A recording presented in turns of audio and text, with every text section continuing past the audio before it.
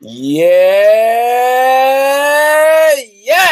Thank you, everybody, for tuning in to another Summer Series episode of the Keeping Karlsson Fantasy Hockey Podcast, the best fantasy hockey podcast in the world, hosted by two guys on Eric Karlsson and their keeper pools. Elon, I ran out of breath at the end there, Brian, but I'm just going to keep going, okay? Your sound. Wait, what's that? Is your sound right? No, wrong microphone. Oh, damn. Okay. How about now? Oh, yeah. Okay, thanks for catching that. Okay. I know it's really hard to sound happy after how angry I've made you. No, I've just had a long day. It is tricky. You and me both, pal. What happened? It's just I haven't. It's been wall to wall. Oh yeah. Did something happen in your day? No. Do you want to talk about it? No. Okay. Like I had some stuff, but you know. I guess we'll talk about it later. No one's here. Dave's here. Lame. It's lame that we're even doing a show. Oh, I guess this is live right now. Well, no one's listening. They might check out after. It's too bad we have to do it like today out. But them's the breaks. Okay. I'm gonna start. Okay. Yes! Thank you, everybody, for tuning in to another episode of the Keeping Karlsson Fantasy Hockey Podcast, the best fantasy hockey podcast in the world, hosted by two guys on Eric Karlsson and their keeper, Pools.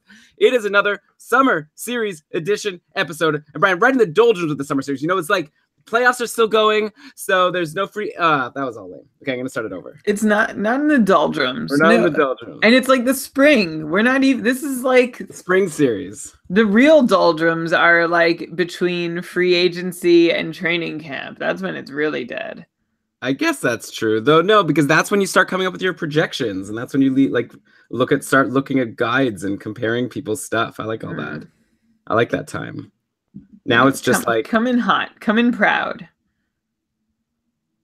Yeah, yes. Thank you, everybody, for tuning in to another Spring Series episode of the Keeping Karlsson Fantasy Hockey Podcast, the best fantasy hockey podcast in the world, hosted by two guys on Eric Karlsson and their keeper Pools. Woo! I'm your host, Eli Dabrowski, and with me, as always, is the fantasy hockey robot himself, Brian Com. Hello, Elon. Hello, everyone. It's great to be back on the air. It's been not quite a couple weeks, but it's good to have the Laurel to my Yanni back. Oh, yeah, I've been seeing that online today. Let's not get into that. Apparently, it's like some people hear different things. Didn't this happen recently with a color? Wasn't there a color thing where people saw different colors? The dress. Yeah, but I hear Yanni. I hear Laurel. Uh-oh. Can we continue? It's a podcasting match. That's the level of contentiousness you need in podcast co-hosts to have a successful, tension-filled podcast. Well, let's see what we disagree about. So we just recorded last Sunday, and because of scheduling, we're recording now on Wednesday, which means not a whole lot has happened. We're in the second or the third round now of the playoffs, and we decided to query our patrons and our friends on Twitter for some questions. I think we got a lot of good ones. We've got some fun things to discuss as we start to continue to look into next season. It's early, but now's the time where you really do your homework so that you're going to be prepared once projections come out. You're going to be ready to go win your league next year. Hey, maybe you're still in the playoff league. Hopefully you're winning that one. But okay, before we get into everything, let's take a moment to thank the people who are presenting our podcast, which are our friends at DauberHockey.com. It's the best fantasy hockey website out there. You've got articles about prospects. There's also DauberProspects.com, which I guess we don't mention that much, but now's the time. We're going to do a little bit of prospect talk here at the start. But you got everything fantasy related over on the Dauber Network. Aside from articles every day, you've also got a ton of tools that you can use, line combinations, including in the playoffs. I really like that site. I use it all the time. They're presenting us, but I was using it long before we even started this podcast. So check it out, DauberHockey.com.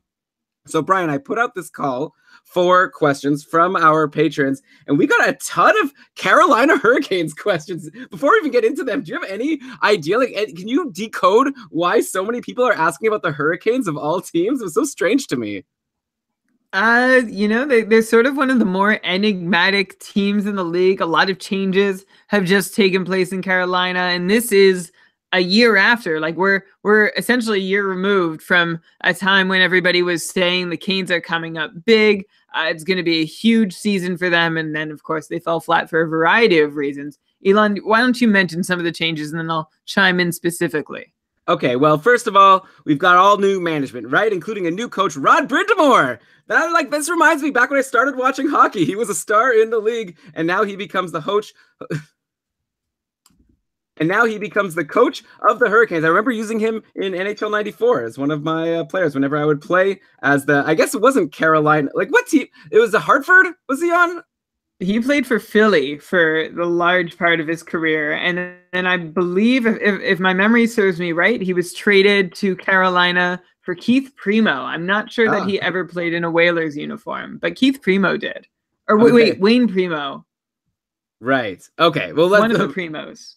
We need to get a hockey historian on this podcast. But okay, so now we've got Brind'Amour as the coach. Hard to know. When we talked about the previous coach leaving, we discussed maybe what could happen. Maybe now we get a little bit more information. Though, of course, Brind'Amour, it's going to be his first team that he's coaching. I was wondering if maybe a guy like Jeff Skinner, that was the name that jumped out to me as a player that might be affected by a new coach, because it seems like he's been buried a little bit, hasn't gotten on the top power play very often. We saw someone like Evander Kane go to San Jose, never got top power play time on Buffalo, went to San Jose, got on the top unit. We'll have to see now where he lands next year. Maybe we'll get to some free agents a little later, but I don't know, any general takes about Jeff Skinner or any other players on Carolina being affected? Or maybe the thing is that all this kind of comes together, because the other big news was that Carolina is going to have the second pick overall in the draft. We expect that they're going to take Svechnikov, who is a high-scoring right winger, and that might affect lines and stuff and what players' values are. Of course, a lot of players get affected positively or negatively when a new, quote-unquote potential star player, I think that a lot of people are expecting him to be a star player, maybe even have an impact next year. So, okay, in general,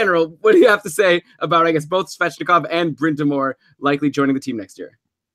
Okay, well, first off, Brind'Amour was traded for Keith Primo, and interestingly enough, last year in the draft, both their sons were taken on the second day. Skylar Brind'Amour and Caden Primo, couple very WHL names there. As for what Rod Brind'Amour means coming to the Carolina Hurricanes for the team's offensive production or fantasy relevance, who's going to affect? I don't know. It's so hard to project how a new coach is going to affect player production. Anyone thinking that a new coach coming in with a new system and changing a lot, not going to have much of an effect. I don't recall seeing a coach recently who has had that kind of effect, save for perhaps a defensive coach like Ken Hitchcock, who did help his goalie save percentages in Dallas last year. I feel like there's a better chance that a coach is going to help a goalie than they are going to help their forwards, unless, of course, they pick a couple forwards who were previously in the doghouse or just in the normal house and upgrade them to the mansion in terms of player deployment. So we'll see who Rod Brind'Amour's favorites become. Interesting choice for sure. Also that Don Waddell was hired by the Hurricanes. Sounds like there's a new owner in Carolina who wants to be very involved. And Don Waddell is there either because he's very good at selling the snake oil that he's peddled in the NHL for years. Maybe that's harsh. He seems like everybody likes Don Waddell. He's just never really done much for any hockey team. Look at the Winnipeg Jets just now getting to glory after Don Waddell pretty much butchered the Thrashers franchise from the start. The other possibility of Waddell being Carolina is just that the NHL sees a very involved owner and thinks, maybe it's a good match to have an older, more experienced hockey man in there to keep an eye on things. Anyway, back to the players. Let's see who is even still in Carolina come September. There was a recent report that had every Hurricane not named Sebastian Aho as being available, as being on the table, as being attainable, tradable. And remember, the other Sebastian Aho is on the Islanders, so that only means that one player is safe on the Hurricanes. Although if Don Waddell wants to curry some favor with me and hockey fans over, maybe he can make a call to Karlsson No, see if he can acquire the other Sebastian Aho. Just to make things tricky for fantasy players, there'll be a lot of mistaken free agent ads if that happens to be the case. So, Brian, okay, so tell me if this is a hot take or not. Don't you think that Rod Brind'Amour has a pretty decent shot? This would be a good bet to take him to be coach of the year next year? Because what are the qualifications to be coach of the year in the NHL? Your team kind of had to be not as good the year before so that you have room to improve. So check there. And you need to have some better I just feel like if Carolina could somehow get some good goaltending And like they already have a decent team, like you said. Like they have, they have good players, they have strong depth. They their big problem is they don't have a goalie. They can't stop the puck. If some of that could happen, Rod Brind'Amour is going to look really good. It might not even be because of him, but of course that is a big if they could get a goalie that can stop the puck. Cam Ward is a free agent. That would be so crazy if they re-sign him. But either way, I guess Scott Darling, as of now, unless they sign another goalie or trade for a goalie, I guess Scott Darling's the starter going to next year. Halak is a free agent. I don't know if that's much of an upgrade. We actually had a question from Chris on Facebook asking, Scott Darling probably gets drafted as one of the last goalies off the board. Is that good value? How do you even say? Like, he was really just bad last year. Like we said, going into last year, he never has succeeded as a starting goalie in pretty much any league he's played in. So we don't have any evidence to expect that he can all of a sudden become a really good starting goalie. But I guess stranger things have happened. Stranger things have definitely happened, including some very unsurprising or very surprising Jack Adams Trophy winners, which essentially do go to the coach who is in the right place at the right time. It's kind of like the award for a high PDO, whichever team's shooting percentages and save percentages both rose unsustainably at the same time. And that is what coaches have been extended for. And that's also the flip side of that. When they've gone down in an unsustainable way is often what coaches get fired for.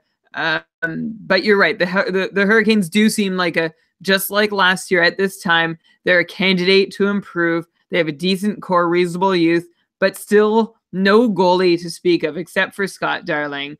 The UFA crop is not terribly enticing. So I don't know if they think that a new year, new goalie, fresh start for Scott Darling is going to be enough to turn him into a starter. I had hope, like we all had hope, based on his body of work, albeit small, with Chicago, that he could step in and be a reasonably legit number one in the NHL. I haven't given up on that notion, but he certainly is going to not have earned a lot of faith going into drafts. He could be good value so long as he is the goalie who plays the most minutes for a Carolina team that should improve next year. Right. I feel like it can't be bad value if, as Matt or as Chris was asking, like if he gets drafted the last goalie taken, it can't be bad value. Take a shot on him. If we see going into your drafts that he's still slated to be the number one goalie, you might as well grab him. Could work out. Like look at last year. People were drafting, I guess, Varlamov around that time, or maybe Roberto Luongo, maybe even Marc-Andre Fleury. All three of those picks worked out very well for their owners and for very low costs. So maybe Scott, like I wasn't so into top 10 goalie Scott Darling last year, but I'd definitely be down to get as my third goalie in fantasy that could potentially be the starting goalie on a decent team. It's just a matter of if he could be a decent goalie, it's possible, or it's possible that he'll be in the minors or the backup going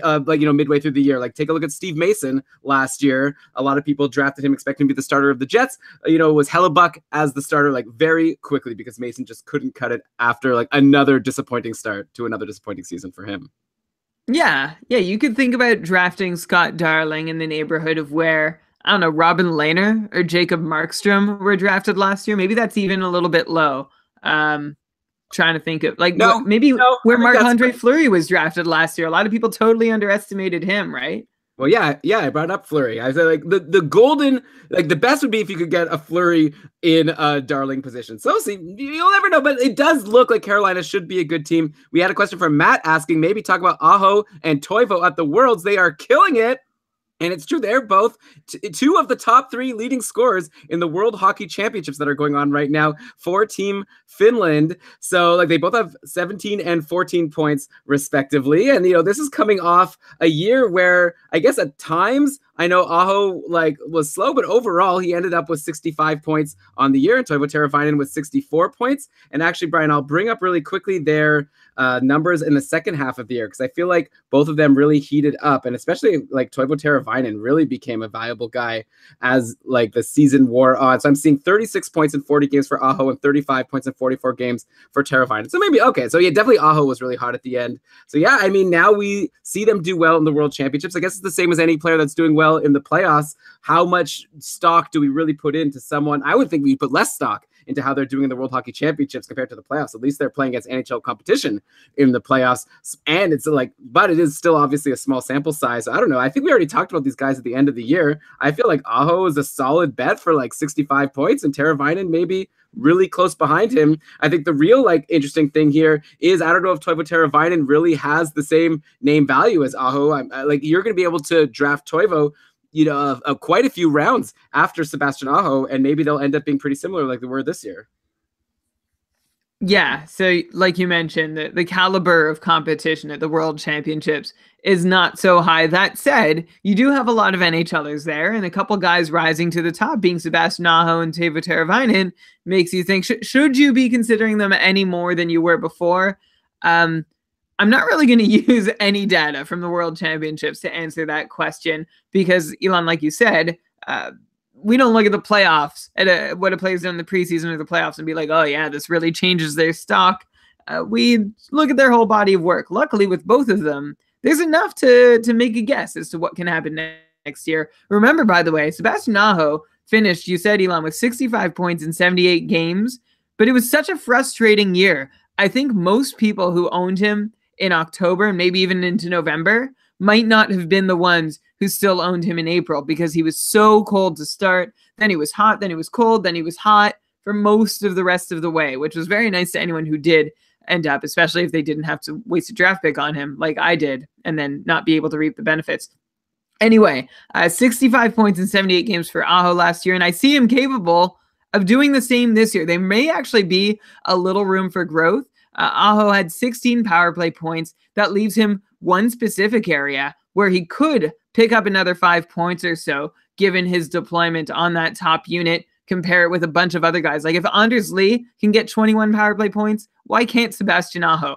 Although Aho is not playing with the Tavares, but still, I think it's possible. I'm also not saying that it's a slam dunk that Aho is going to hold steady in his even strength points, though there aren't any crazy markers of unsustainability happening in his numbers from 2017-18. So I like Aho. I'm going to put him, like, I don't know if this is going to surprise you, Elon, but I've got him with a floor of 65 points next year and a shot of cracking 70. Yeah, I think a very decent shot. I think that sounds right to me. Like you're saying that you're seeing some room for improvement in his power play points. I see another number that makes me think that he has room for improvement. Want to guess what that is? Ice time? No, his age. He's 20. Oh, yeah. I feel like that's a good reason to expect that he can improve over time. Like he's gonna grow into a grown person at some point. Wow. Maybe he'll be better. Maybe he'll move out of his parents' home one day. I don't know, the way you're making him sound like he's just playing video games all day. Except he's really good at hockey, so probably not. Maybe a mix. Teuvo Teravainen, also young. How old is he, Elon? Oh, you're putting me on the spot. I don't just know all the names by heart here, but I'll tell you in 1 second. Teuvo Teravainen is... That's the like lamest build-up for like us just talking age. 23 years old. Okay, so like the sun is pretty much setting on Teuvo Teravainen. Not really. He could be entering his prime. Teravainen set a career high with 64 points in 82 games last year. The interesting bit there is that Teravainen's point totals are really the only offensive number that rose significantly compared to the past couple of years. Teravainen almost doubled last year's points per 60 rate, but did not enter any uncharted territory in stuff like shots, shot attempts, or chances generated relative to his career history. Teravainen did get more time on the power play than in past years, which helped him to an extra 5 power play helpers over the previous season's total. But at even strength, Teravainen was not getting any extra deployment, just 12 more seconds per game, not even a full shift. So what happened then to help Teuvo Teravainen net 22 more points than he ever has? Huge gains in shooting percentages is your answer. He had a 13.4 individual shooting percentage compared with Teravainen's usual numbers, which were around the 7 to 8% mark the last 3 years. Teravainen also had a high on-ice shooting percentage. It was actually about the same as Aho's, and you didn't hear me complaining about Aho's because, well, I'm just enamored with Aho at the moment. In the mid-9s. So it's not going to fall off the face of the earth, but it should regress next year. And to be fair, Teravainen has been unreasonably maligned by below average on-ice shooting percentages in years past. That said, I still would not expect his mid-9 on-ice shooting percentage to hold going into next year. So unlike Sebastian Aho, I'm not predicting predicting, like, I'll give him his age as reason for growth, but there's no other thing in his numbers that's like, yeah, this guy's trending up. If anything, I'd expect Teravainen to face regression. So he is going to actually have to grow and mature and improve as a hockey player to be able to get back up to the 64-point height that he did last season. And of course, he might get the opportunity if Rod Brind'Amour, if he's still in Carolina in September and Rod Brind'Amour loves him and wants to deploy him like crazy, that would be another way to help him get to 64 points. But if he stays the same hockey player and essentially keeps putting up the same numbers, I wouldn't have him hitting 60 next year. Wow, you wouldn't even have him hitting 60. Yeah, Dave in the chat room here is saying that you're surprised that you gave Aho a floor of 65. Like, that means like you say like it's a guarantee Aho's gonna get you at least 65, but then you'd be surprised to see Toivo even get to 60. I guess like another thing about Toivo, he doesn't necessarily have to be an amazing, like, grow as a player. What if just Aho grows as a player and he comes along with him for the ride? But that's what happened this year, and Teravainen still had 64 points. So if you give Aho another 5, regress Teravainen's shooting percentage a little bit, like, okay, I'm trying to take some biggish swings because Carolina is a pretty boring team to talk about, or they have been for the last little while. So I'm trying to spice it up here a little bit. Yeah, that's and obviously we both are aware that this stuff is hard to predict, right? I mean, like, Brian's going to crunch the numbers here, and he's saying that these numbers make it look like what he had was a slightly like unreasonable. Like, if things were more along the lines of league averages in terms of on-ice shooting percentages, he should have a little bit less. And that's the best we can do here. We can't predict the future, so I like your takes. And I see myself maybe passing on Aho, especially if he's going to have a lot of hype in the World Championships. And then I could see myself drafting Toivo Teravainen, though. Though, of course, we'll have to see how things are looking in training camp, like with a new coach. Like, we'll have to see what the line combinations are. Like, even Svechnikov coming in. I guess we'll definitely get Cam Robinson at some point, our resident prospect expert, to tell us how good he thinks he'll be, maybe once he actually officially gets drafted. But obviously, if he becomes a player on the team, and then we have to figure out if he's going to be on the top line, does that bump someone like Aho or Teravainen from the top line? So there's a lot that could happen. One other question we got about Carolina was from Ryan, who asked us to give predictions for Justin Falk next year in terms of goals, assists, and ice time. So Justin Falk had another one of those years where he was like good, decent, I guess, like especially at the end of the year, he was okay. He had a really, really slow start. But then since January, he put up 20 points in 38 games, which is around a 45-ish point pace. Like, not bad. Like, he's always been really good for shots on goal, which is good. For some reason, he didn't get hardly any power play points, which is very frustrating. Do you see any reason to expect something different from Justin Falk next year? I guess just the idea that these forwards he'll be playing with are going to potentially be better if he's going to have Aho a year more mature and like Svechnikov coming in and being really good. Is that any reason to expect you to be more high on Justin Falk, or at this point, are you pretty much like, he's like a 40 to 45 point guy if everything goes right, and that's all you can expect? Like, we were really high on him at one point, I remember. Yeah, and I don't even know, Elon, if people listening are going to buy in at all to you saying that just by default he's a 40, 45 point guy. This year, he had just 31 points, and that's his lowest points total since 2013-14, which was his third year in the NHL, his age 21 season. He's 25 now. I can't remember if this upcoming season is going to be his age 25 or age 26 season. Anyway, the 31 points, disappointment to top the disappointment of the year preceding this one, where Falk only had 37 points when people were hoping for 40, 45. And for anyone wondering, yes, Justin Falk has been good before. It's not like we keep expecting him to break out and he's just never had the opportunity. Justin Falk had 49 points in 2014-15. That's when he first came on, burst onto the scene, I suppose we could say. And he followed that up in 15-16 with a 47-point pace. But there's no denying that, the now 26-year-old had pretty yucky counting production numbers in 2017-18, despite Falk topping the 200 shot mark for the third time in the last 4 years. So you can put 2 and 2 together there to realize that he had bad counting numbers, but he still put a lot of shots on net. So his own shooting percentage played a factor. Falk's shooting percentage was half of what it normally has been in his career, down below 4%, when he's usually reliable for closer to 8, which means that Falk's 8 goals were a shadow of the total number of goals that he probably deserved. This is why I think Falk still can score 15 goals and be counted on for at least 40 points. Also, take his low IPP into an account. into account, Falk clocked in at 36% there, which is about 15% lower than each of his last few years. And Falk is a prime candidate for a bounce back because of that too. He's just going to have to give his coach a reason to allow him to continue to be the power play one quarterback. Falk's power play time on ice was actually up by a little over last year. Share power play time held steady. So, like, if there's any narrative that Falk was losing grip on the top power play job, not so much. Like, yeah, the last game of the season, Trevor Van Riemsdyk was quarterbacking the top unit. Maybe they were trying some things towards the end of the season. New coach now. I still think Falk is the best suited guy for the job. I myself have been burned by him the last couple of years, but I think Falk remains a defenseman that now you might be able to snag as a 35-40 point guy in your draft when he's actually got a good shot at 45.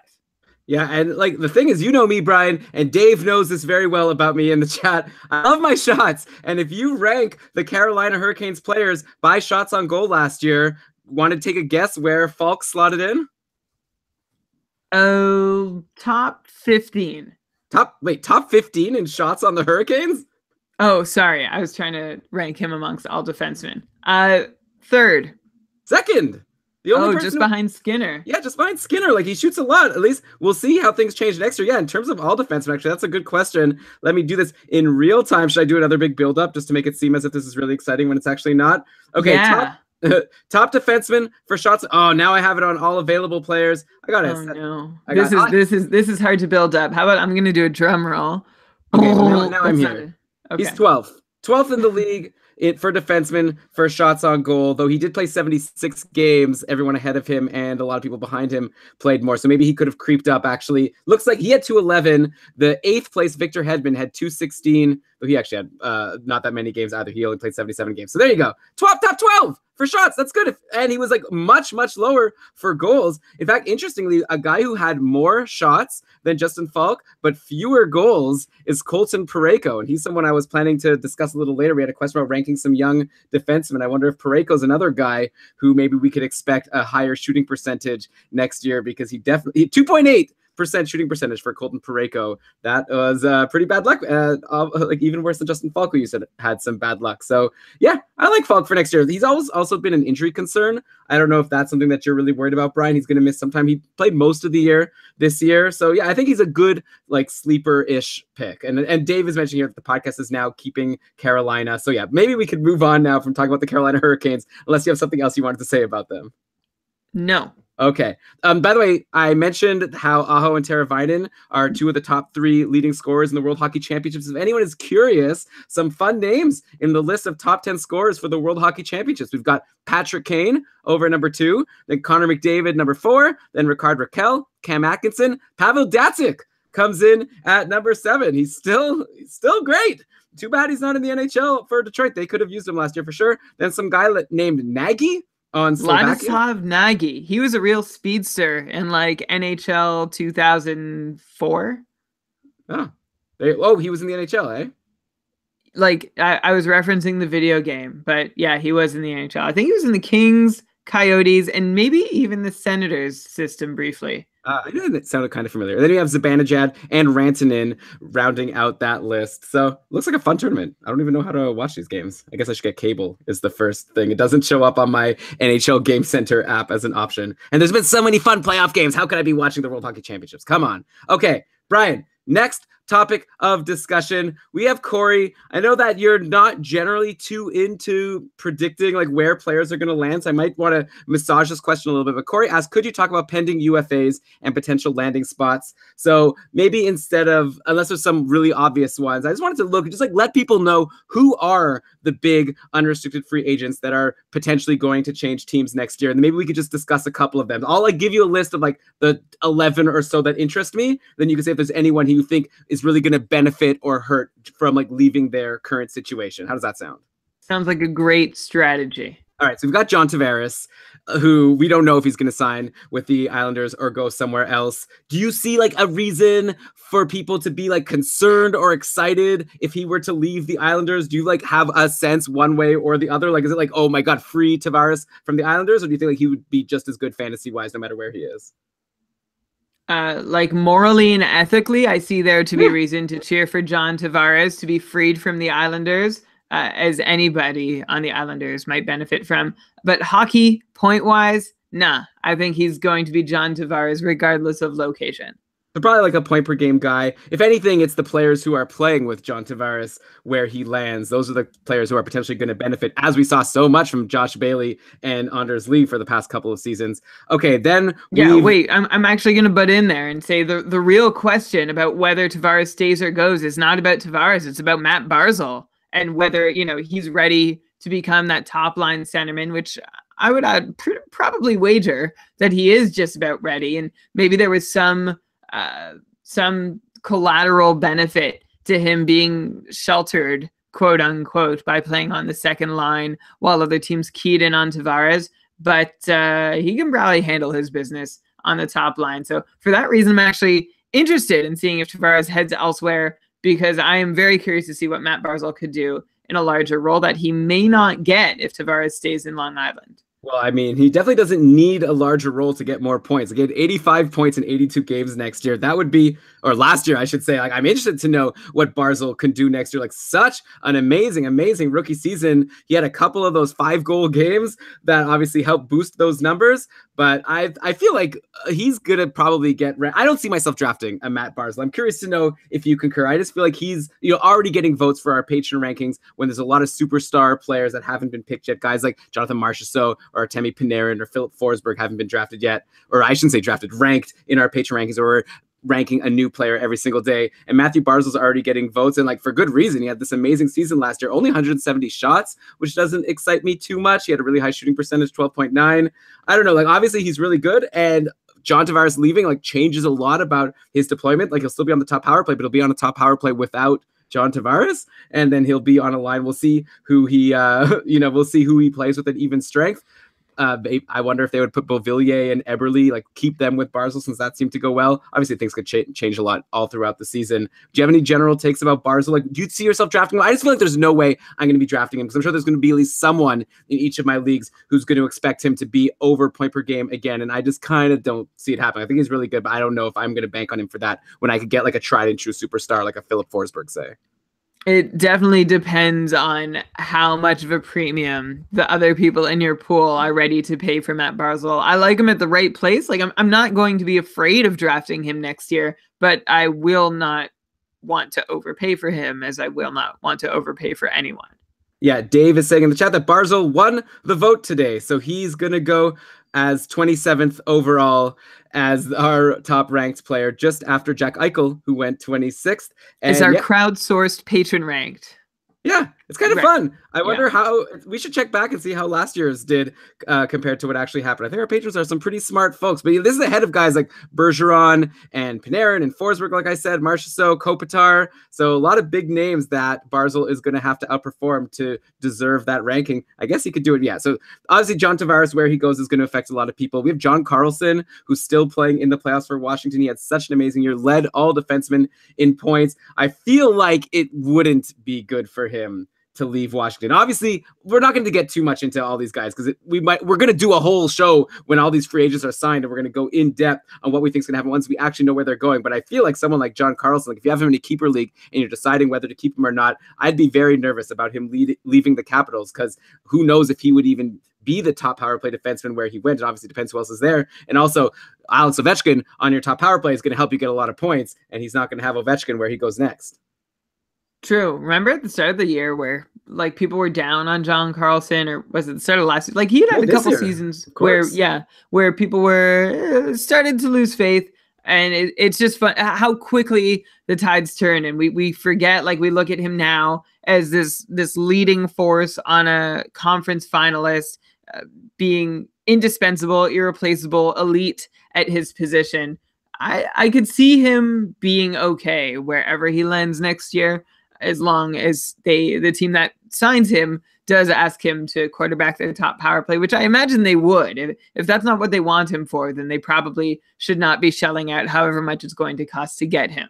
Yeah, I feel like the team that needs him the most is the Washington Capitals. Like, I don't know how many, like, who's going to be the Capitals' top power play defenseman if John Carlson's not there? Is it going to be Orlov or Niskanen? That's a huge downgrade. They already, like, at one point, but yeah, when you were saying that Carlson was someone who people weren't so high on going into the year, it's because the previous year he was bumped by Shattenkirk. If you recall, like they traded for Shattenkirk halfway through the season, and he lost a lot of fantasy value because he got bumped off the top power play. But I guess the Capitals knew what they were doing. They decided this year was the year that they were going to depend on Karlsson, and it worked out really well. And yeah, that's a really interesting one for me. I'll rhyme off a bunch of names now, Brian. Then how about just let me know which ones interest you? Okay, I got like JVR, Paul Stastny, who's fit in obviously very, very well on Winnipeg. They're still going. Evander Kane, Ilya Kovalchuk, who we already discussed. He's going to be interesting to see where he lands. James Neal, Joe Thornton, David Perron, Rick Nash. Any of those names jumping out at you as like guys that are going to be different next year as opposed to this year due to them going to a new team? No. Is that okay? I don't know. What do you think about that group?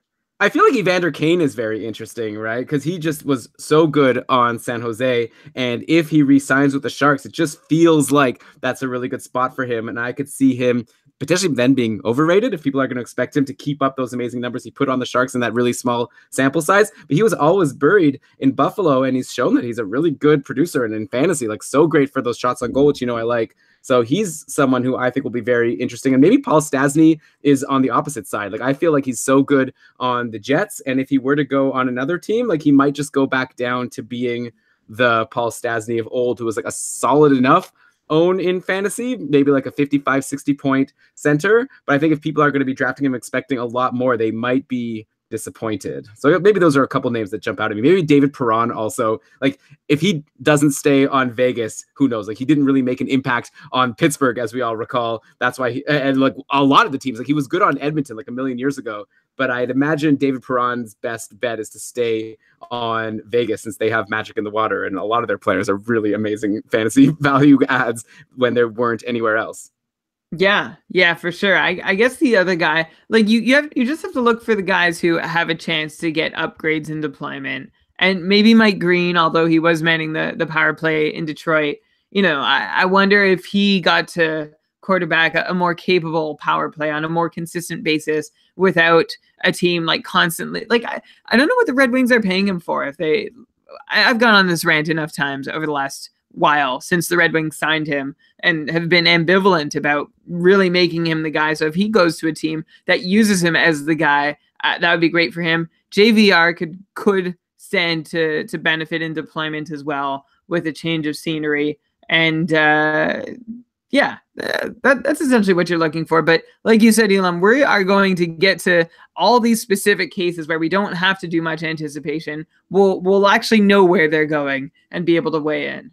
Yeah, it's kind of like right now we're having some fun talking fantasy mid-May, but like it's a really fun time of the year around July 1st, around the draft, and then there's all these free agent signings, usually a bunch of trades, and then it's like we can't like make enough episodes to cover everything. So I'm really excited for that time. But of course, right now I'm enjoying the playoffs and maybe also enjoying not freaking out about all of my leagues. So I will admit, Brian, I am starting to miss it. Are you at that point yet, or are you still enjoying the vacation of not being stressed out about your fantasy leagues? I'm still enjoying the vacation only because like I still had that stress up until the Penguins, Bruins, and Sharks were all eliminated within 24 hours of each other. So I'm still recovering from that and enjoying some stakes-free, consequence-free playoff hockey. Yeah. By the way, that draft that we did on the end of season show with the couple winners for a playoff pool draft, I am going to be coming in last place in that. I took all Penguins and Kings, and that did not work out well for me, and I am very embarrassed. But hey, I like to think of it as I drafted a team that could win. A lot of people who are ahead of me aren't going to win. They took a bunch of players from a bunch of different teams. So sure, they're going to now end up better than me because my team's got eliminated early. But hey, I took a swing, and that was a really dumb swing on the LA Kings. I'm never going to doubt Vegas again for the rest of this season. I'll bet you they're going to beat the Jets, and now watch me be wrong about that. But I just have this feeling that like you can't hold down the Vegas Golden Knights. It was very impressive of them to come out after that tough game one loss and destroy the well, they didn't destroy it. It was a close game. Jonathan Marchessault once again showed how great he is. Anyways, I'm rambling. Why don't we go to our next question? Yeah. And actually, before we do that, why don't we thank our sponsor for this week's episode? And those are our friends over at SeatGeek. I already said Dumber Hockey are our friends, but Brian, we have lots of friends. We also have friends over at SeatGeek because they are the place to go if you're looking for a ticket to anything, like a concert, an event. You go to the app, you can browse around, see what's going on, then get yourself a good value ticket. You have yourself a fun night. And if you're a listener of Keeping Karlsson, you could even get a discount on your ticket just because you listen to us. So you could save time and money. You search multiple ticket sites all in one go, and you compare prices, find amazing deals. I've been using SeatGeek, like I said, just to kind of see what's going on. Unfortunately, there's no playoff hockey to watch over in Toronto, but there's lots of other fun things going on in the city, and I'm sure there are a lot of fun things going on in your city. Brian, why don't you tell the listeners about this discount that I was hinting at? Yeah, all Keeping Karlsson listeners get $20 off their very first SeatGeek purchase. All you need to do is download the SeatGeek app, enter the promo code KEEPING. Try it today. That's promo code KEEPING for $20 off your first SeatGeek purchase. I've done it. It worked. It'll work for you too. It better work. They're good. It's a good app. Okay. All right, let's go to the next question here. I'm starting to ease into this, Brian. I feel like we're doing a bit of a patron cast here. Normally, we take questions from the patrons every month for a monthly patron cast. Here, we did a little bit of prep. So it's like a patron cast, but like with a little more professional tinge to it. I'd be drinking a beer if this was a regular patron cast. And we'll do one of those at the end of this month. But okay, we have a question from Aaron. We got to talk about Pekka Rinne. He blew it in that series against the Jets. He got pulled in 3 of the games, and yeah, including the final game where he led in 2 goals and like 7 shots, and that was it. He got pulled, and Juuse Saros came in. He was pretty solid. So now all of a sudden we look into next year. Is this going to be a situation where Pekka Rinne, who I think a lot of people are pegging as the likely Vezina winner, but yet he might not be a guy that's so sought after in fantasy? Because at this point, people might be wondering if the Nashville Predators are going to start making Juuse Saros the new starting goalie, especially because Rinne only has 1 year left on his contract. We'll see what Saros does in this offseason. He's actually a restricted free agent, but I'd imagine they're going to sign him. They need him, especially with Rinne running out of time and also being not the youngest. So what do you think about Pekka Rinne at this point? Like, would you be drafting him for next year? Do you think that he can once again put up a Vezina winning season? I know what you're going to say to that, but yeah, very curious to know what people should make of what he did in the playoffs. Like, basically, my main question is, does what happened in the playoffs affect your opinion of Pekka Rinne, or do you still feel about him the same as you did going into the playoffs after this strong year, but yet still older and like maybe concerning because of a really strong backup waiting in the wings? Okay, wait, what do you think my opinion was of Pekka Rinne going into the playoffs? I feel like you were thinking that he overachieved this year. Okay, and then what do you think my opinion of Pekka Rinne was coming out of the playoffs? I guess probably the same, but maybe now there's going to be more pressure on the coaches and on management to just like give Saros the ball and let him run now that Rinne really blew it for the Predators. I don't know if the fans are going to want to put the important games in Rinne's hands again without giving Saros a chance. So Saros wasn't that amazing this year, to be fair. No, Saros had a really rough year. And honestly, after like he had that big, I don't know, what was it, 7 or 8 starts back in 16-17. Yes, 16-17. So that's not this past regular season, the one before it, where everyone thought like it was over for Pekka Rinne. And then Rinne got the job back, part because he played all right, part because the wheels fell off of Saros's game and have never quite come back. But going back to the Rinne angle of things, Elon, you know, as I affirmed, if there was anything to take from Rinne's playoff performance, it was validation of my opinion that Rinne kind of overachieved this year. Here's something you might not know about Pekka Rinne. He and Henrik Lundqvist are just 8 months apart in age. Pekka's the younger one, but he'll still be 36 by the time the 2018-19 season is a month old. We always talk about how Henrik Lundqvist is old, and that's why you shouldn't take a chance on him. Pekka Rinne is not far behind. So if I'm not ready to take a chance on 36-year-old Henrik Lundqvist, I'm probably not ready to do the same for Pekka Rinne either, although let's clearly acknowledge right now that Rinne gets to play behind one of the best teams and specifically defense units in the NHL, while Lundqvist has been left out to dry for so long that the colors on his jersey are starting to fade. So maybe it's okay to take a chance on Pekka Rinne because of that and because of this overachieving season. Maybe he can at least put some semblance of it up again. Like Rinne's numbers last year were phenomenal. I don't want to take away from that. He was ranked top 5 in goals saved above average per 60 minutes, and he led the league in even strength save percentage. Rinne also bounced back in a big way on the penalty kill. He'd been performing well below his expected PK save percentage for the last couple years, but performed right up to it this year. So he didn't exceed it, but he at least performed how you would expect an average NHL goalie to perform given his penalty kill workload. So what's not to like? Well, I've said a couple things, and I said all the things that were to like. Here are a couple more things not to like about Pekka Rinne's numbers. He did lead the league, like I just said, in even strength save percentage. That's great. But he was also 6th in expected even strength save percentage, which means that it wasn't a huge stretch for him to get there. Like, yes, he did have to perform up to expectation. Good for him. He deserves some credit for that. But he wasn't one of the greatest outperforming goalies compared to what was expected of them. And Rinne's even strength save percentage was built off an insane jump in high danger save percentage, which we know is often a marker of unsustainable goaltending success. Just to give you some actual numbers for context, in high danger situations last year, Rinne put up an .833 save percentage. That's the highest of his career, beating out the .794 that had been his career high since 2010-11. But in the last 2 seasons before this one, Rinne had put up a .748 and .735. Again, that's compared to an .833 this most recent season. So that number is going to fall back down. There's no doubt about that. He's not putting up this other... I mean, look, lightning can strike twice. Possible. Totally. But I'm not expecting it to.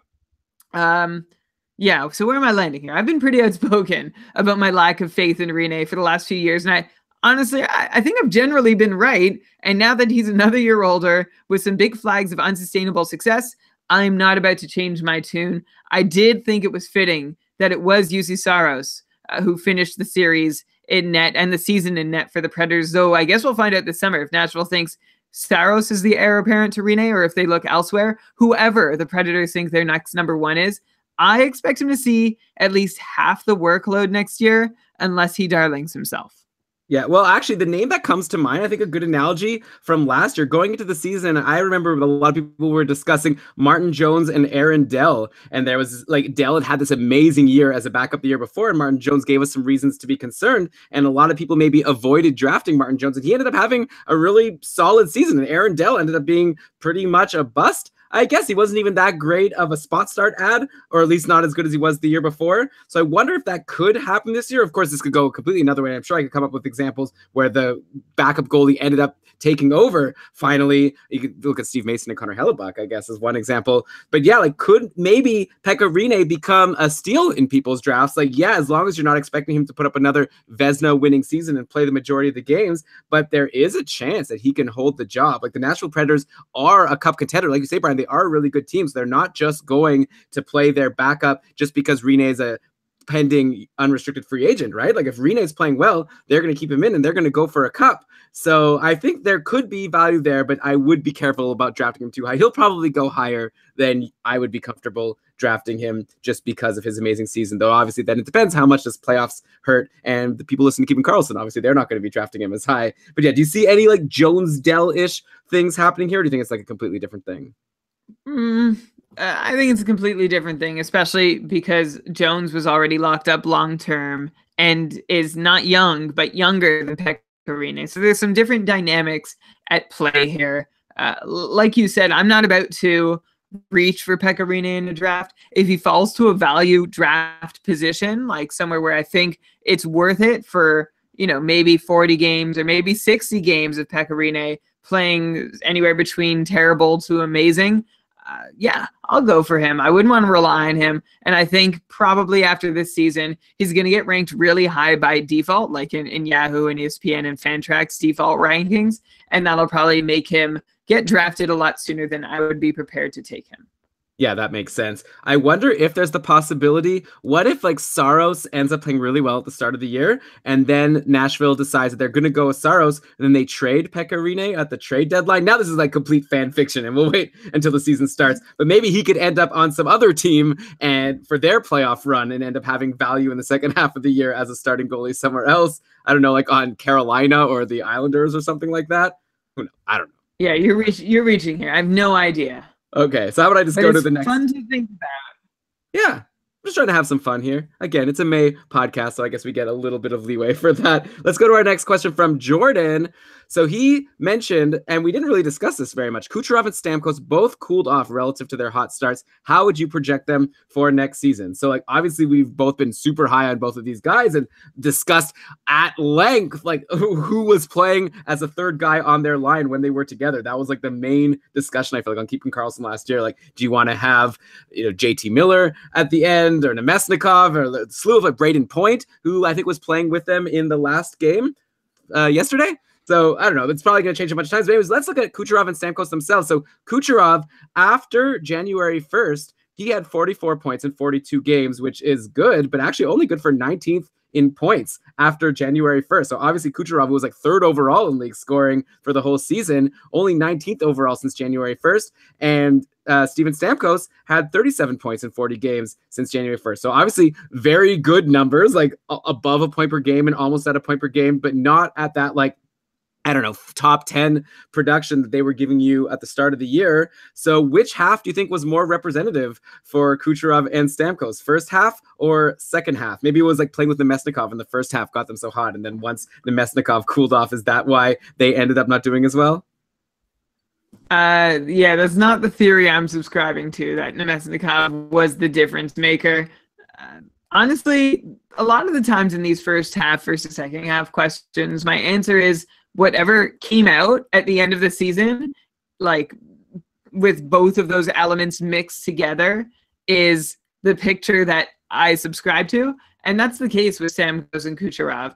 Kucherov sure seems like he's capable of another 100-point season. There's no reason for me to think he's not. And Stamkos also capable for another point per game plus season. I wouldn't be surprised to see him hit 85, 90 points again. In fact, his shooting percentage this year was down at 12.7%, which is higher than league average. But compared to his career average, he'd been right around the 16% mark for the last few years. So you could probably even spot him a few more goals than he had this season. So for that reason, I am quite comfortable with just keeping exactly where they are and thinking that their full season pace, like full season Stamkos and full season Kucherov, is who they are.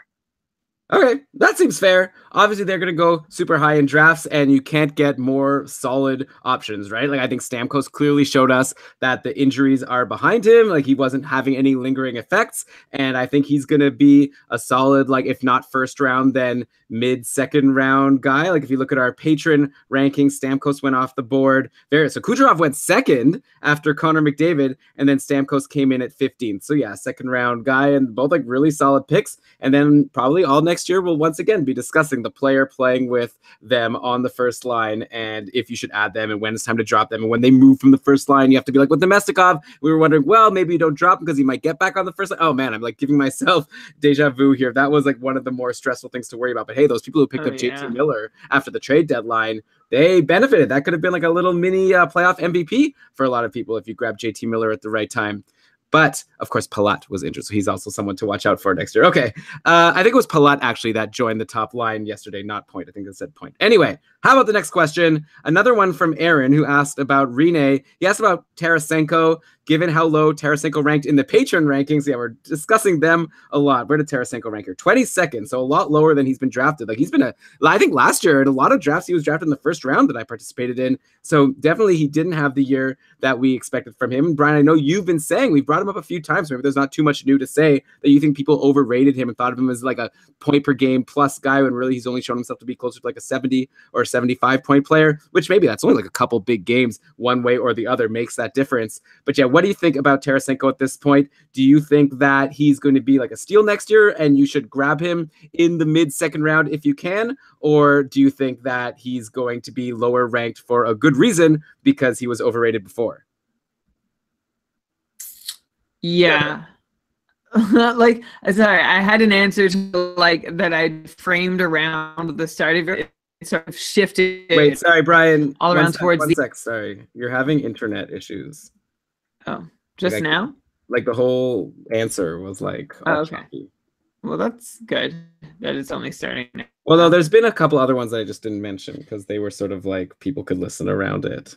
I'm not sure what it is. Okay. That's all right. I don't know. What's your quality level at? Like my video? Yeah, it's at the Low, lowest. very low. The only way to go down from here is audio only. Maybe try that. I don't know. See if people But in the chat. then we deny people my and I don't get to see you. I wonder if we should I missed you. consider. Okay, come back. I wonder if we should consider looking into different technology. Maybe it's Google. Maybe it's Google that's causing us trouble. There's this thing called Zoom, which we use at I work. was just about to say I used Zoom at work the other day, and it seemed to be effective. I have no idea if it suits our capabilities, but I mentioned to it was someone who does like online coaching for a living, and they were like, I've tried, like when I said I use Google Hangouts, I got like the biggest scoff in the world. Okay, Patroncast, which by the way, and he was like, what's that? And he was like, I've tried them all, and he's like, that is one of the least the worst ones for him. He scoffed like you scoffed at me using Bose headphones. Hey, oh, you'll never forgive me for that. I actually did get new headphones, and I really like my Sony noise canceling headphones. They're amazing. But I still use the I Bose wish ones you for had consulted podcasting. me, but I wish you had consulted me. Sony's a good choice. No, I mean, I consulted the internet, and the one I chose was the top ranked noise canceling headphones on a bunch of websites. So, wow. I mean, I'm sure you've tried them all. Anyhow, okay, so not noise canceling. Wait, sorry. Oh, it's like my internet's still weird. Yeah, you keep on cutting out. Huh? Ryan, are you hearing this? If I refresh, do you think will that mess up the Is that a broadcast? thing? Can you check if your computer's doing other stuff? Like, can you check your activity monitor and see if you're not processing Bitcoin or something? Yeah, I am mining Bitcoin. All right. We should take Patreon in Bitcoin. Why? Why would we ever do that? I don't know, but Kernel Task has been running for 10 days and 43 hours. That seems like a lot. Yeah, maybe next time you could restart your computer before we do a show. I'll bet you that would help. Oh no, 10 hours and 43 minutes. Okay, that's maybe more reasonable. All right, next time. Okay, Patroncast at the end of the month, which we'll be announcing soon, by the way, is going to be on Zoom, and it's going to be great. We're not going to have to deal with Brian's. Maybe it's just Ottawa crappy play. You know how Patrick Laine said that Winnipeg has the best internet. We should ask Laine to rank how Ottawa's internet is. All right, well, yeah, let's get him on the show. So start your answer about Tarasenko again, and I guess I'll just hope for the best. All right. Tarasenko. No, it's terrible. He was. No, it literally sounded like you said Okay, hang on. I'm leaving and then coming back. Okay, I'll just chat with Dave and Ryan here. Hey guys, does anyone want to come on the show with me as a replacement? If I sent you the link, it's like if I paste links in the chat, then they don't. Another lame thing about Google, I think if I paste this link, that work? All right, sorry guys. We're gonna have to fix this for next. This is a serious business podcast, and we're giving you guys second grade production quality. Hey. All right, Brian's back. Okay, let's try again. All right. Ready? Yeah. Tarasenko's season last year was disappointing. So anybody who did draft him early in the first round or second round, unfortunately, not only did not get what they were hoping for, but got less than they could have reasonably expected at 66 points. Well, and yeah, my line on him, and it still hasn't changed. I'm sure our listeners can probably repeat it because I've said it so many times. Tarasenko is a remarkably consistent player, not just in point totals, but in all his rate stats and his offensive numbers.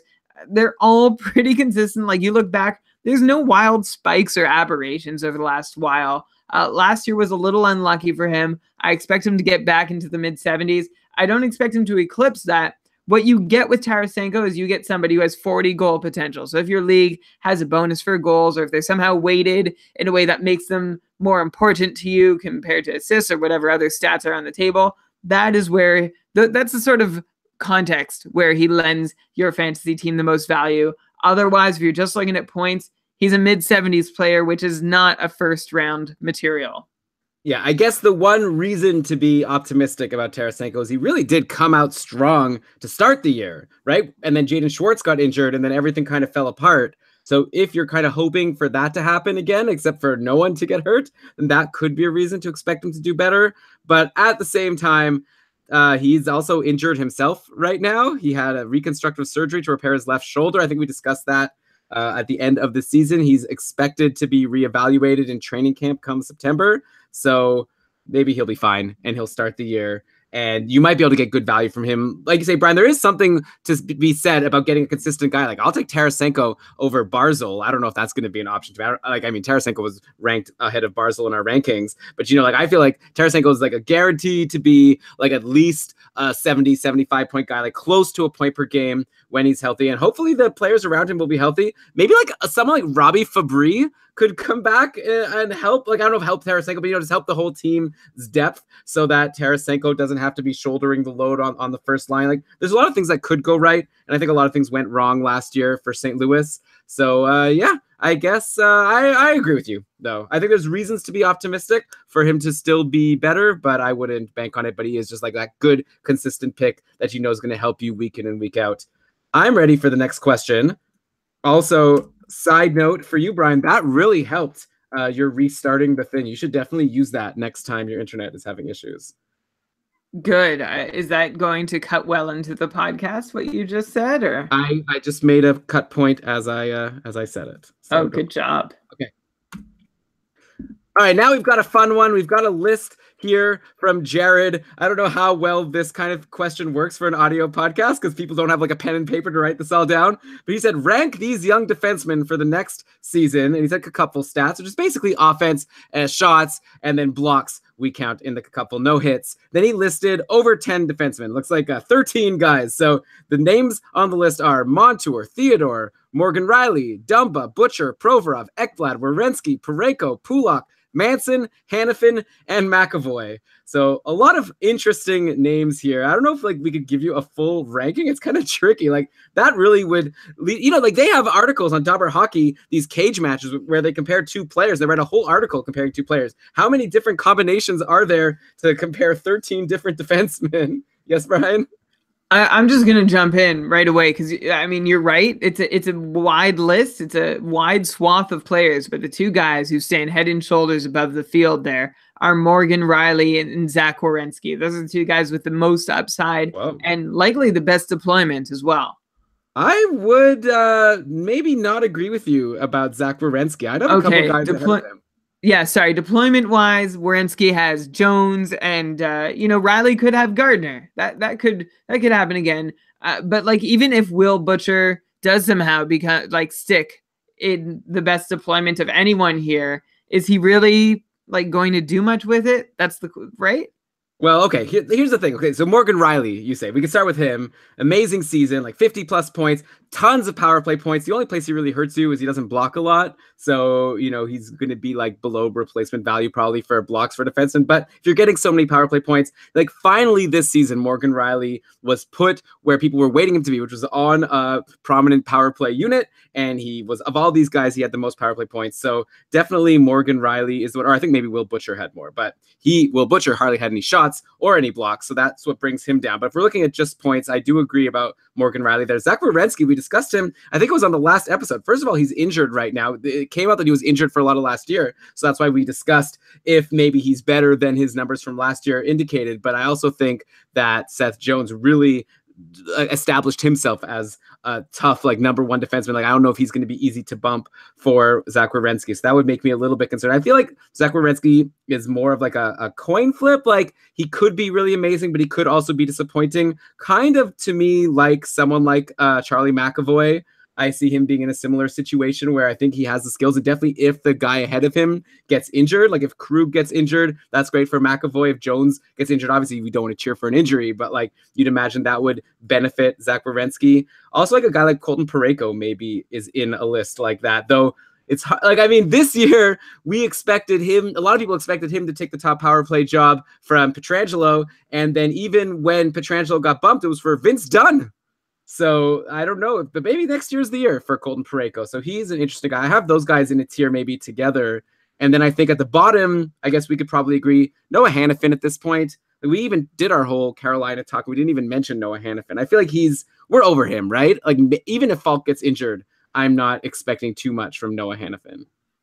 Look, he's lurking in the weeds. There's a possibility that, like, he was a high-end draft pick. I don't know that he's ever supposed to be he's supposed to have been the guy. I'm not sure how to say this grammatically appropriately. Anyway, everyone, hopefully it wasn't as much of a struggle to listen to that for you as it was for me to say. Anyway, Noah Hannafin, probably not the guy. Justin Falk is perfectly capable. If they want to turn to someone else, he's there. And last year, Falk gave them reason to turn to someone else, and they never really did. So yeah, I'm not that high on him. I would see Matt Dumba as having a better shot at seeing regular time, even though that's crazy because there are two guys ahead of him. Yeah, but the thing with Matt Dumba that makes him so interesting is he had 50 points last year. And obviously a lot of that came when Jared Spurgeon was injured and Dumba became pretty much a must-own. I added him and he was a big reason why I was successful in my cupful endeavors. He was really great down the stretch. And next year, we'd expect Spurgeon will be healthy, but Ryan Suter is getting older. I don't know, Matt Dumba, you can't ignore a 50-point season, right? Probably he's not going to be able to match that. But I feel like he's still kind of young. What is he now? I don't have it available to me right away, but I think he's in his early 20s. Do you have a quick take on Matt Dumba's age? I don't know why the pop-up isn't working for me. Do you want me to give a take on his age or tell you how old he is? Both. I'd like one of each. Okay. He is 23 and 295 days old, so he'll be 24 by the time the next season starts. And what do you want me to give a take on? Okay, well, whatever. I'm saying that I think Matt Dumba is an interesting guy because he had 50 points last year, which is really good for a defenseman. And while I feel like that will be hard for him to match, I do think that he should be considered on another tier ahead of Noah Hannafin and also ahead of Manson, who had Manson, by the way, 37 points last year. 5 points in his last 3 games. So if it wasn't for those last 3 games, he'd be at 32 points. He's 26 years old. I don't expect, and Anaheim has a lot of good defensemen ahead of him on the depth chart. Lindholm, Montour, Fowler. So I would be very surprised if Manson makes much of a stink. I think those 37 points would be the most you could expect, and probably he won't even hit that again. Yeah, I'm with you there. Of the 2 Ducks D on this list, I would take Montour over Manson. And heck, I'm going to go, I don't know how you're going to feel about this because I did it at the start of last season and ended up being completely wrong for the first 2 months, but then just downgraded to sort of wrong for the rest of the season. I think Colton Parayko's got a shot at quarterbacking the top power play in St. Louis this year. This is the first year where he'll be potentially a really good value pick. I feel like maybe people aren't as excited about him. And now if you could get him late in your draft, there's definitely a lot of upside there. So I can see it happening. And if it doesn't, hopefully you won't have to spend a lot to get Colton Parayko. Then some other names we haven't mentioned, like Provorov on Philly. I really like him because he was so solid last year. I know he kind of slowed down at the end, but the fact that this is Cupful and we count blocks, he was the best of all these guys. He gave you the most blocks. And I think he had a solid 40 points overall on the year. So really, it's just a really good guy that you could have. He also takes a good number of shots. He had 41 points in 82 games. And to go with that, he had almost 200 shots. Let me just get the numbers here for Provorov. Yes, so 203 shots, 169 blocks. So he was at the top of shots and blocks of all of these guys listed. The only one with more shots than Provorov was Colton Parayko, who had many fewer goals, as I mentioned before. So I really like Provorov just because also he's young and he has room to grow. And then also I think we have to mention Aaron Ekblad, who had 189 shots, and he had not the best year, but he came on strong at the end. And at some point, he's going to take over that Florida top power play spot, right? Or maybe it'll just be Yandel again. But I think just like Parayko, I'd give Ekblad and Parayko even odds to take over that top power play role. And I think Ekblad has a better shot, or at least a better shot to also be relevant, even if he doesn't. I think Parayko's a pretty good guy at filling peripherals, and Ekblad's shot seemed to come and go at times last year, whereas Parayko was reasonably consistent and had blocks to boot. So given that was a cupful category last year, I think I'd prefer him. Okay. Well, so yeah, it's interesting. Let us know if you can sort of parse as listening to this, like all the different comparisons we're making. Let us know where you disagree with us. Will Butcher's obviously an interesting one. He had a really good season. He had 44 points, very like top heavy and bottom heavy, right? He was nothing in the middle, but he had a really strong start and a really strong end. And when I say a really strong end, it was like the last couple of weeks. Sami Vatanen came, I guess, right before the trade deadline, and it seemed like he was the for sure top power play guy with Taylor Hall. But then by the end of the season, Will Butcher took that spot again. So then he becomes a real question mark, him and Vatanen for next year on New Jersey. Like clearly we've seen that there is finally room for a defenseman on New Jersey to be fantasy relevant if they're playing with Taylor Hall, especially on the power play. It's just a matter of who it's going to be, which makes it tricky. And then Brian, I think my big sleeper of the list, the player that I think could become one of the best value picks late in the draft next year is, I would say, Ryan Pulock, because he was actually like really good last year. He had 32 points in 68 games. And if you work that out, that's close to 40-point pace. And he was still behind Leddy on the top power play. And Leddy is like not that great, like offensively. Like I feel like Pulock is right there. I think he's going to take over. He had a decent amount of power play time last year. Of course, this also goes back to the John Tavares question. Who knows how many goals the Islanders are going to be able to score if Tavares leaves and they don't get anyone to replace him. But I liked what I saw from Ryan Pulock last year. He was like definitely worth owning in most leagues, and I could see him taking a step forward next year, especially because I don't think Nick Leddy is like such tough competition for him to pass. Like I feel like if you're looking at Parayko passing Pietrangelo or Ekblad passing Yandel, I think that Pulock has the easiest competitor in Nick Leddy. Unsteady Leddy. Yes. Oh, sorry. I didn't know if I'd unmuted myself, but I had. Unsteady Leddy was, well, unsteady enough to open the door for someone to step in, and Ryan Pulock did get a little bit of that time. Elon, I'm with you there. I think like Leddy was also amazing, incredible to start the year. Like we were singing his praises for several weeks. We named an episode after him, Leddy Mercury, and but it described him accurately. He was mercurial in his play, go all the way up, then all the way down, disappear. He's never been an above average. Well, sorry, I don't know if that does him justice because he has shown an ability to be like 40 to 45 point guy, just not terribly consistent. So that means that if the Islanders want to try a new option in Ryan Pulock, they have the ability to do that. I think he could be a really great sleeper this year when you're selecting, like, say, the third or fourth defenseman on your team. Yeah, by the way, speaking of Freddie Mercury, have you seen the preview of the Bohemian Rhapsody movie with Rami Malek from Mr. Robot playing Freddie Mercury?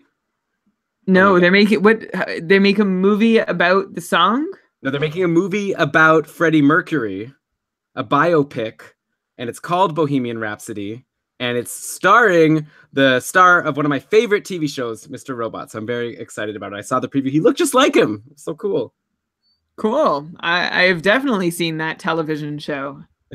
Okay, so we got a couple more questions from Twitter that I'll throw at you. So first we had at Mike Riggy asking, what can we expect for Max Packs next year? And that could be a good test to see if someone is a real hockey fan or not. Do they know who Max Packs is? Of course, it's Pacioretty. And of course, Pacioretty is one of the players who maybe didn't make us look so smart, because at the start of the year, when he started slow, much like Carey Price, I recall, Brian, that we were saying, he'll be fine. Like, I think that he'll bounce back. Like, he was having a super low shooting percentage, and he was like taking a lot of shots and just not many goals were going in. But then the season kept on going, and at the end of it all, he had only 37 points in 64 games, which is definitely his worst season in like forever. He had 67 points the year before with 34 goals, 64 points, 67. Like, he's been an above 60 guy for the past like 4 years. And then all of a sudden last year, just everything went wrong and he really didn't bounce back. His shots were amazing, by the way. He had 212 shots in 64 games. So you could just say that he had some bad luck. And if he gets a normal shooting percentage, he had 8% shooting percentage last year, and his career average is 11. So I don't know if you want to do some quick math. We can see like how many goals maybe he would have had if he hit his average. But either way, there's a lot of reasons also just to be down on Montreal in general, just because they're the Habs and they were quite a disaster last year, especially like when Shea Weber got injured, and it was very hard for them to score goals. So what do you expect? It's like, Max Pacioretty, someone who you're going to bank on for like at least 65 points, just like you would have last year, or are you downgrading him after this rough season? He is my candidate. I'm going to call it the Jordan Eberle Award. I think he's got a good shot at bouncing back just based on shooting percentage. And I compare him to Jordan Eberle because, well, he had a terrible season based not completely on shooting percentage, but much of it on shooting percentage.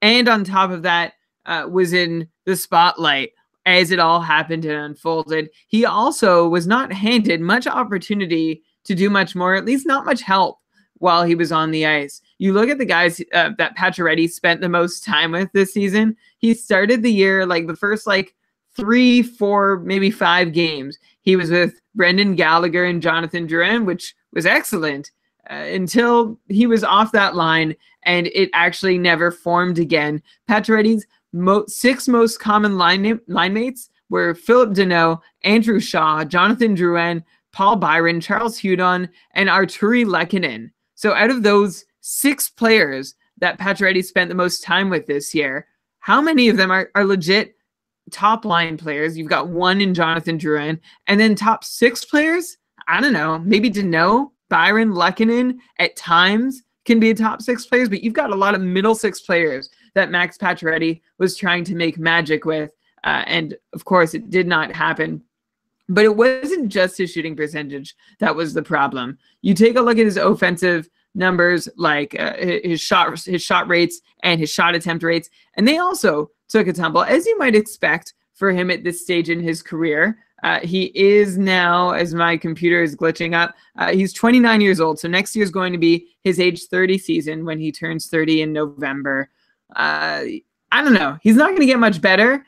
But a lot did not go his way. One other number that was way too low for him last season was his IPP, down at 52%, when for the past 6 seasons, it had been between 72 and 75. So it had been in a very narrow range that entire time, and then plummeted 20 points, which I don't expect to sustain into next year. So it's not the end of Max Pacioretty. Let's not overstate how terrible last year was. Or sorry, maybe we should.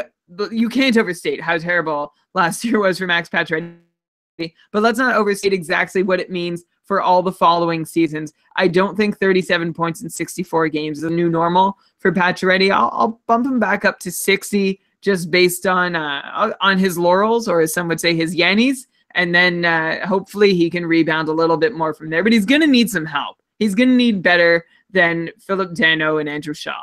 Yeah, and maybe a defenseman who can move the puck and help get plays started. Like when Weber went down, I guess it was Jeff Petrie doing all the offensive work as far as defensemen go in Montreal. And that's not really Jeff Petrie's job, right? So they'll need some help there. I'd love to see the Habs do something over the summer. We have a patron who is selling his Habs season's tickets. He says it's just because he's, trying to make money. But I think we all know the real reason. It's because of this terrible season they had, and he wants to get out of them before it's too late. Am I right? You're right. Or he has it's Carey Price. Maybe he just can't bear to watch another Carey Price meltdown. Yeah. Saw enough of them this year. Carey Price is another one of these guys like Pacioretty. There's going to be some value with these Habs, right? If you think that Pacioretty could even just get back to 60 points, it's going to be kind of like a game of chicken, because I feel like a lot of people going into drafts are going to be thinking, ooh, especially if their league counts shots, ooh, maybe I could sneak a Max Pacioretty in a 6th, 7th round pick, and he ends up being plays a 3rd, 4th round guy. All of a sudden I got a steal, but I have a feeling a lot of people are going to be thinking of him like that. So it'll be interesting to see where he actually goes. And in an auction draft, he can be one of those guys. I find in auctions every once in a while there's a player who everyone sort of had as their sleeper guy, so then they end up getting in a bidding war over him because they forget that the reason he's a sleeper is because they were expecting they wouldn't have to pay a lot. Then you do end up paying a lot. So he's one of those guys. I think Eberle is a really good example also, because going into last year, people were kind of into Eberle because he'd just gone to the Islanders and people thought he was going to be on the top line in power play with John Tavares, and it didn't work out that way, but he still had a decent enough season. And I think we've be very happy to see Pacioretty bounce back to doing what Eberle did last year. And he has obviously potential for more, especially with all those shots on goal. There's definitely a lot of offensive firepower. There are some big names in Montreal. You got Drouin, Pacioretty, Galchenyuk. Maybe Galchenyuk at some point we have to give up on him being a really strong offensive guy. Brendan Gallagher had such an amazing year. So interesting. Well, that's it. There are guys to play with. Galchenyuk, Gallagher, Pacioretty saw so little time with those guys. It would help. It would help. Yeah. Brian, your favorite guy, Ales Hemsky, is still there. Maybe he could help Pacioretty bounce back. Define still there. He's like listed on their roster on the Roto World page. That's But a start, I guess. he has an injury sign beside him. On February 23rd, it was announced that he was cleared for contact. But I don't know if he Wow. actually returned and played any games. I don't recall him doing so. And Carey Price, let's not even get into him, but he'll probably be a steal, right? Like, who would you take? You'd take Carey Price over, like you mentioned Lundqvist, and we talked about Darling. Like, I'm assuming you're taking Price over those guys next year based on his Yanni's and laurels. I thought you were gonna ask me if I would take Pekka Rinne or Carey Price first, which is a difficult question. I think I'd go Carey Price. Who would you go? I think that one depends quite a bit on your league format, right? Just because I guess with Rinne, we're afraid of him potentially losing starts, and Carey Price, like unless he gets injured again, we'd expect that he's going to play the majority of the games. So if your league is like really high on saves, then that's a very good reason to play Carey Price. But if you're just hoping for like wins and decent numbers, I guess Carey Price, though, you'd expect to have better save percentages. So it's mainly about wins. If your league counts only wins, I would go Pekka Rinne. Like, so you think Rinne, like the risk of him not being the straight up number one and being like a 1A or 1B isn't enough to make you want, like he's going to do more in those, assume he starts 40. You think he's going to do more in those 40 than Carey Price can in 50 or 60? In straight up wins? I mean, you would think so. Plus, there's still the upside of more for Rinne. It's tough. Plus, don't forget about my fan fiction where Rinne gets traded halfway through the season to a playoff contender and is the number one goalie for the rest of the way. So that it is a tough one. I'd be curious to know what people think. I guess a Carey Price, maybe you just have to take Carey Price just because last year he was in our tier one and it could be such a great steal. Like if save percentage and goals against average and saves are counted, then I think it's an easy answer to. Oh, maybe I shouldn't say it's an easy answer after how this last season went, but I'd be interested in taking Carey Price. But for just wins, I think I'd still take Rinne. Hemsky, by the way, for anyone considering drafting him, he is one of those UFAs. I don't know how we missed him earlier in the show. He made $1 million last year. We'll see if anyone wants to take a shot on him this year. How about Antoni Niemi? Is he signed or is he going to be a free agent? If my memory is right, he is a free agent. And yes, my memory is right. So he's out there. So I wonder who will back up. Maybe it'll be Charlie Lindgren. Like honestly, the Oilers. I don't know. I don't want to get into that. The Oilers, was it Mikko Rantanen that they signed? What? Or it was Koskinen. It's a big difference between Rantanen and Koskinen. What are you talking about? What are you trying to say? Yeah, it was me. Well, they're both named Mikko, so it's not a huge difference. It's just half their name. Mikko Rantanen, by the way, we definitely have to talk about him at some point because he's going to be drafted very high next year after the amazing season he had, near point per game numbers. But like, I don't know, like it's a second fiddle situation.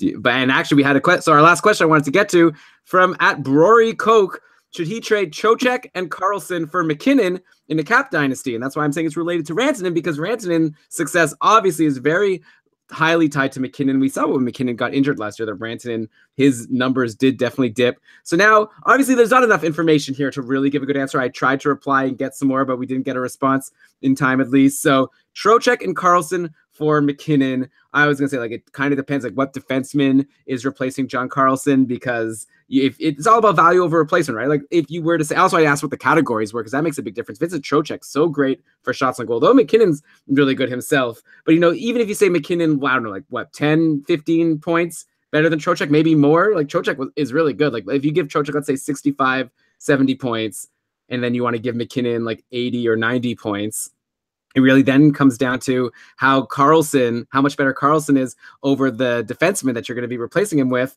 And then we don't even know where Karlsson's going to be next season. If Karlsson is bumped, maybe it's a good idea to trade Karlsson now while his value is so high, because if he ends up getting signed by a team where he's not going to excel like he does in Washington, that could be a problem. So I don't know. I don't really have an answer for you. I feel like I'm leaning towards yes, because Nathan McKinnon, I think, is like that good. Like, he's a blue chipper. And if you're in a dynasty league where you're going to keep him for the rest of his life, probably you're going to be really happy with this, especially as the years go by. What do you think? That's the way I'm leaning too. Just go for the best player in the trade, because I don't know all the variables. And Trocheck is certainly not to be undersold. And Karlsson is a very good defenseman who, again, depends on if you need to replace that defensive spot. But I would take McKinnon. and then worry about the rest later. Like Elon said, especially with his youth, you're looking long term. McKinnon should be a guy you can rely on for a long time to come. Yeah, you might be selling high on Karlsson right now. We're talking about John Karlsson, of course, Yeah. not Eric. I guess I'm reading it, so to me it's obvious, but probably the people listening, it doesn't sound too different. But we're talking homonyms here. Okay, that's all the questions we had. We had a couple prospects questions. Let me just like bring one up. Not that we're gonna dig into this guy because I know that it's not our bread and butter. But Ryan asked Konechny versus Zadina 3-year goals and points prediction. So Zadina, by the way, going back to our Habs talk, I think that I've seen, so I listened to a mock draft on the Dobber Prospects show, and I think also on the PDO cast. I think I heard one there as well, and both of them were saying how the Habs might get this guy Zadina, who might be another good player for Max Pacioretty to play with, by the way. So we'll have to take that into account in our Max Pacioretty considerations. But anyway, in general, Brian, like, what do you do with these types of questions? Like, if you're in one of these dynasty leagues, like the thing with Zadina, especially at this point, if you have to decide right now before he even gets drafted, you don't know what team he's going to go to. You don't know what role he's going to be. And it's hard to say how good he's going to be. So at the same time, then you have Travis Konechny, who we've seen a little bit from. Like when he got to the top line last year, he was gangbusters. He was amazing playing with Couturier and Giroux. And so we'd expect, like for next year, I feel like you've got to go Konechny. If you're thinking long term, it becomes murky. Like, how do you know? Like, Konechny seems to have upside. Zadina, like, I don't know. He's going to get drafted probably at a higher spot than Konechny was drafted. So if you just go by that, then maybe you go with Big Z. But I'm just curious to know what your general strategy is for questions like this. I kind of feel like if I were to sum it up, and obviously this doesn't apply to every player, like obviously it doesn't apply like a Connor McDavid, but I think there's going to be new hot guys coming in the draft every year that you're going to be able to get. And like Konechny, if we see especially that he's going to still be on the top line next year, then I'd rather just have the guy that's going to help me next year. And if you're competing and trying to win, go with the guy that's for sure going to help next year. And I guess Konechny's not a sure thing, like I keep saying, but I'd go with that and then just hope that you'll get a good prospect the next year when you need it, or you'll fall back and get some other prospects. That's my general take, but I'm more of a win now kind of guy. And honestly, we'll have to ask Cam or someone to give the long-term prospects on Zadina, and probably once we know what team he's on. Yeah, like there are 1,000 unknowns about both of these guys and where they're going to slot in. Like Zadina, we don't even know what team he's going to be on. Konechny, we can make a guess as to where he sits in the lineup, but also don't know. My feeling is like when it comes to dynasty leagues and prospects, you are essentially trading on hunches here, and you can go with your own. You can go with some vision in your head where Zadina gets drafted by Montreal, wins the Calder with a 60-point season, and Konechny ends up wallowing on line 3 because Simmons is back up on the top line and Giroux and Voracek have regressed anyway. Or you can flip that whole thing and Zadina doesn't pan out. There's so many different possible scenarios. And like by September, we'll get to narrow down to fewer scenarios, but there's still going to be a lot of different ways for this to go. So that is why, not being a huge, we're not a prospects podcast, although we will bring a prospect expert on to guest around draft time where we'll maybe revisit this question. But yeah, it's too unpredictable for me. I also lean towards established player and winning now. So I'll go Konechny, even though his deployment isn't guaranteed next year, but he sure put in a good showing this year. Yeah, his deployment isn't guaranteed, but he's a really young player himself. And even if he ends up on the second line, centered by Nolan Patrick, maybe that could end up being like a really good place for him to be. Like Konechny didn't get on the top power play, so that's a concern. So I don't know, it depends where Zadina goes or Zadina, as you said. Do you have a sense of what's the right name pronunciation there? None. No, okay. Sorry. I'm going Zadina. Well, you listened to 2 podcasts where his name was mentioned, so I'm hoping you've got it right. I think so. So yeah, I'm pretty sure that's what I heard, or maybe I just like it because it rhymes with my wife's name. So I'm going to go with Zadina there. And yeah, there's like a lot of outs, I guess, for Konechny to have a good season. One thing to remember about Konechny is he was injury prone in his first year and in the minors. Remember, that was a big talking point about him when he was about to start his first season for Philly. So maybe he's a bit risky, but yeah, hope that helps, Ryan. I'd be curious to know what our other patrons think or tweeted us Konechny versus Zadina. Maybe some people are like, you're crazy. You got to grab Zadina now before it's too late. But okay, I guess that's it. We have a couple other prospects questions. Like you said, maybe we'll save them. We have one about Tolvanen. We have one about Henrik Borgstrom, who Ryan is saying is going to potentially be a Calder favorite on Florida next year. And I'll be honest, I haven't really heard of Henrik Borgstrom. So that's definitely a name I'm going to keep in mind to ask about and learn more about as we head into the season. But yeah, Brian, this was fun. We tackled some questions. We had some laughs. We talked about a bunch of players. What do you think? I think it's a pretty good show in the books. I'm going to call it a solid episode of Keeping Karlsson. How about that? I hope every episode is a solid episode of Keeping Karlsson. Yeah.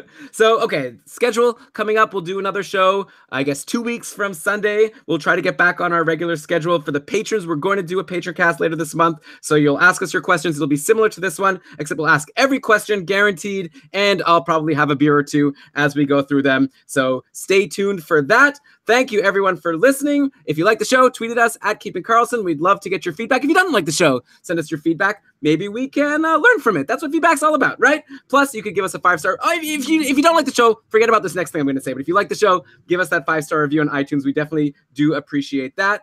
But with that, Brian, how about let's cue the outro music, and why don't you go ahead and read us the credits?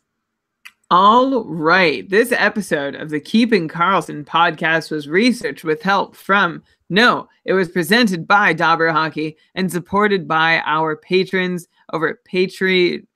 Let's say keepingkarlsson.com/patron. It was researched with help from Dauber Hockey, the newly renamed Frozen Tools. Thanks to Eric, I'm going to butcher his last name, Doust, for crushing the Frozen Pool to Frozen Tools redesign. Looks great. And very responsive on Twitter as well whenever there's a bug. I appreciate that.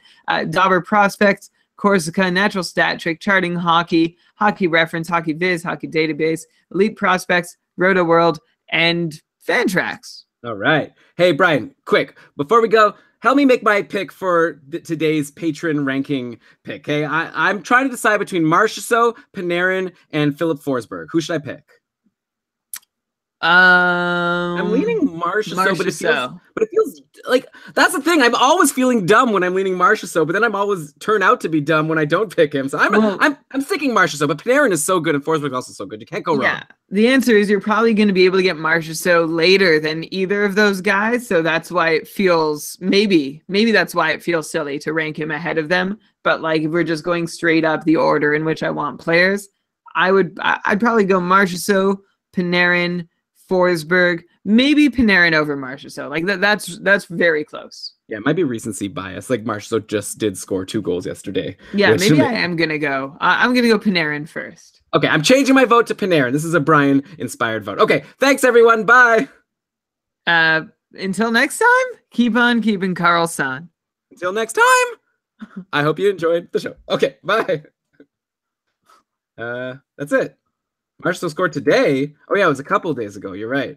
Oh, the game's already started? What's going on? Oh, look at that. Marchessault, so good.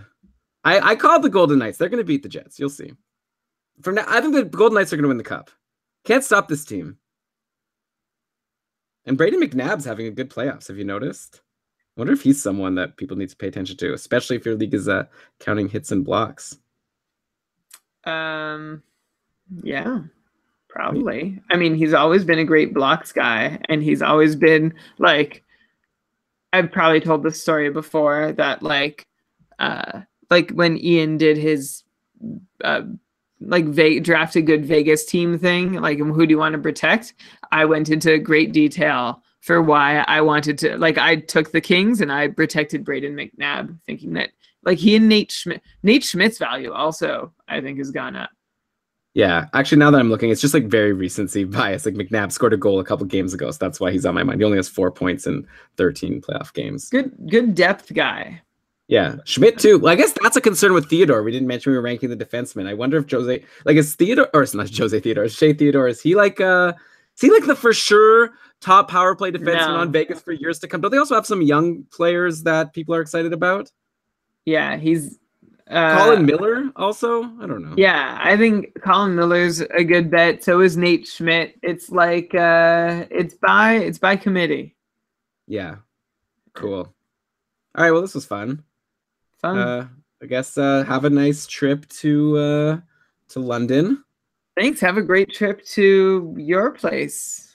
It's a Yeah. lot more exciting. I'm going to Porto. For anyone, I don't want to say. you Just could say if anyone listening to this is going to be in Porto next week, hit me up. Except don't, because you can hit me up, but I probably can't hang out. Okay. Why not? I don't know. I feel like probably this vacation is supposed to be a non-hockey vacation with Dina. I don't know if we're going to be meeting up with patrons in Porto, or maybe. I guess we had a really fun time actually when we met up with John and his Swedish friends. So I guess that was a good experience. So yeah, if you're cool, then hit us up. Who isn't? All right, I'm going to stop with this rambling. Good thing this isn't part of the show. Wow. Okay. Bye. Okay. Bye. You'll do the write-up? Yeah. Thank you. Okay, bye. Okay, bye.